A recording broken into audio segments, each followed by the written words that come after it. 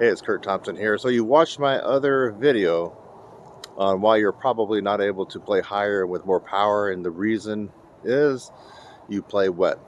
But then you saw my video and thought, okay, maybe Kurt's right, let me try playing dry. And so you tried playing dry, boom, you couldn't do it. So what are some common reasons that you could not play dry? The one big one is, and I want you to really think about this, especially once the video is done, I want you to really think about it and scratch your head. When you play wet, as most principal trumpets and the orchestral symphonies do, you have to use a lot more pressure. Think about it. If the viscosity is higher, that means the lubricant and the slipperiness of your lips is higher on the mouthpiece, both together. You have to press in more to make that seal happen. And that explains one reason why you're probably the principal trumpet player that you love. Even some others like in history that I like Adolf Herseth, that explains why they're not the most powerful players. Are they powerful up to high C and D, like when they play that Mahler? Yeah, they are. But beyond that, it like drops off like a cliff.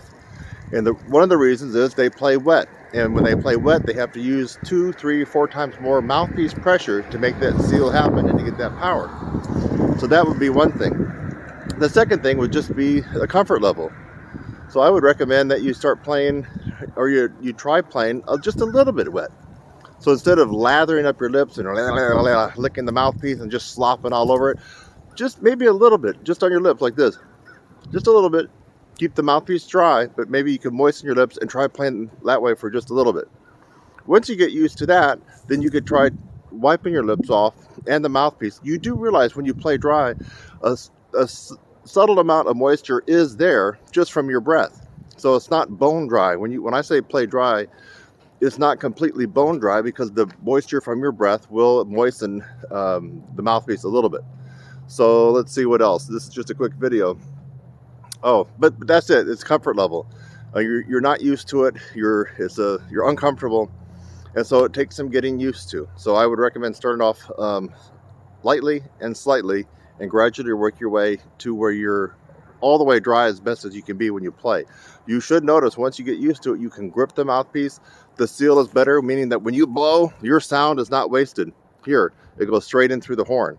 You're going to get more power. Now, of course, all that adds up into more chops. You have to have more chops to contain that power as well. So there's a lot that goes into this.